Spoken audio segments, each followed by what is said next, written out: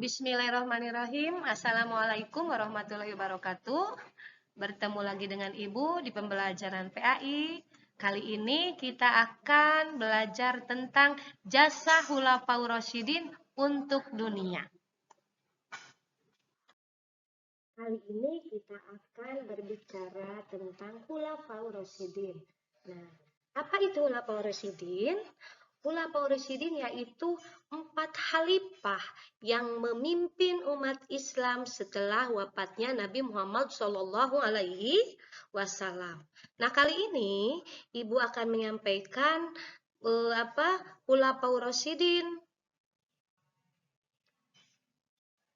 yang memimpin umat Islam setelah wafatnya Nabi, yaitu yang pertama Abu Bakar Siddiq dan Umar bin Khattab. Khulafaur Rasyidin yang pertama yaitu Abu Bakar Siddiq. Nah, bagaimana biografi Abu Bakar? Yang pertama, Abu Bakar sebagai orang yang pertama dari golongan pria dewasa yang menyatakan diri masuk agama Islam. Yang kedua, Abu Bakar diberi gelar As-Siddiq karena beliau selalu membenarkan segala tindakan dan ajaran yang disampaikan oleh Nabi Muhammad SAW. Yang ketiga, beliau seorang pembesar dan bangsawan Quraisy yang sangat disegani dan dihormati. Yang keempat, seorang pedagang yang sukses, giat dalam urusan pemerintahan, sangat jujur, terkenal, kaya, dan dermawan. Beliau juga terkenal tegas tetapi sangat hati-hati dalam memutuskan suatu perkara. Nah, beliau sangat kaya raya. Meskipun sangat kaya raya, beliau tetap santun dan rendah hati kepada umatnya. Selanjutnya, Abu Bakar menjadi khalifah. Kapan Abu Bakar menjadi khalifah? Pada saat kaum Ansor dan kaum Muhajirin sepakat bahwa Abu Bakar adalah orang yang berhak dan paling tepat diangkat menjadi khalifah setelah Nabi Muhammad SAW wafat. Beliau menjadi khalifah pertama dengan alasan beliau adalah orang dewasa dari golongan laki-laki pertama yang masuk Islam. Nah, sahabat setia Nabi Muhammad SAW yang selalu membersamai dakwah kemanapun.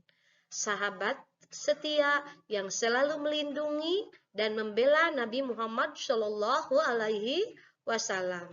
Beliau juga seorang yang pertama kali dipercaya untuk menjadi imam menggantikan Nabi Muhammad SAW.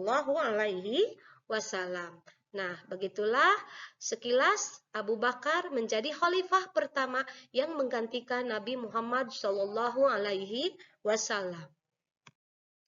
Nah, bagaimana kepemimpinan Abu Bakar?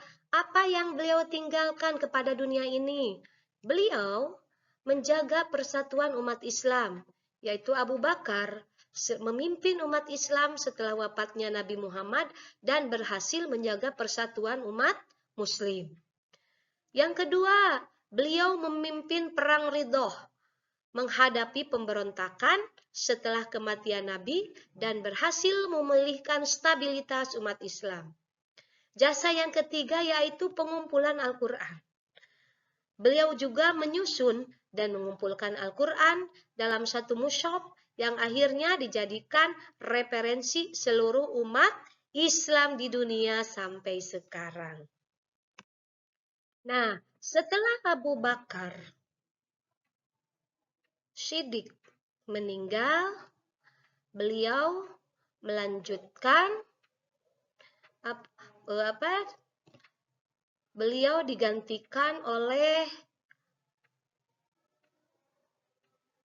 Umar bin Khattab. Nah, Umar bin Khattab adalah putra dari Khattab bin Naufal bin Abdil Uzza al-Quraisy dari suku Bani Adi, suku yang dipandang mulia dan berkedudukan tinggi. Umar bin Khattab juga terkenal sangat tegas dan sangat pemberani. Beliau pada mulanya sangat membenci kaum muslim dan ajarannya. Beliau bahkan mengancam akan membunuh Nabi Muhammad Shallallahu Alaihi Wasallam. Suatu hari, Umar bin Khattab mendapat hidayah dari Allah Subhanahu wa taala, akhirnya masuk Islam setelah mendengarkan adiknya membaca ayat-ayat Al-Qur'an dengan merdu. Beliau sampai mengucurkan air matanya dan mendapat hidayah untuk masuk ajaran Islam. Setelah masuk ajaran Islam, beliau menjadi sahabat setia dan seluruh hidupnya dicurahkan untuk membela Nabi Muhammad Shallallahu Alaihi Wasallam. Selanjutnya, Umar bin Khattab dikenal dengan sangat keras terhadap orang-orang kafir dan sering terlibat dalam perang membela Islam. Nah, bagaimana Umar bin Khattab menjadi khalifah? Ketika Abu Bakar sakit dan merasa bahwa usianya tidak akan lama lagi, khawatir terjadi perpecahan, maka beliau menunjukkan calon pengganti khalifah, yaitu seseorang yang tegas, tetapi tidak kejam, dan lembut, tetapi tidak lemah. Orang tersebut adalah Umar bin Khattab dan Ali bin Abi Thalib. Para sahabat Abu Bakar diundang dan merundingkan pengganti Abu Bakar sehingga memperoleh kesimpulan mereka sependapat bahwa Umar bin Khattab adalah orang yang paling tepat untuk menjadi khalifah pengganti Abu Bakar Siddiq. Nah, pengangkatan Umar bin Khattab terjadi pada tahun 23 Hijriah bertepatan dengan tahun 634 Masehi. Nah, bagaimana kepemimpinan Umar bin Khattab? Beliau sudah sangat berjasa sekali pada saat kepemimpinannya. Apa saja yang berjasa? Yaitu yang pertama, satu, mendirikan administrasi pemerintahan. Umar memperkenalkan sistem pemerintahan yang terorganisir seperti pembentukan pasukan dan administrasi negara.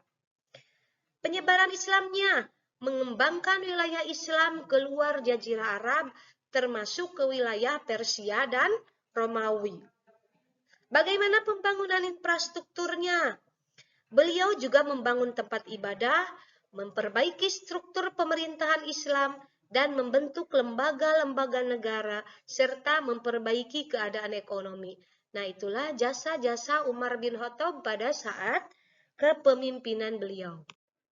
Dari materi yang Ibu terangkan barusan, maka kita ambil kesimpulan bahwa Khulafaur Rasyidin memberikan kontribusi yang besar dalam menyebarkan Islam dan menjaga umat Islam agar tetap bersatu.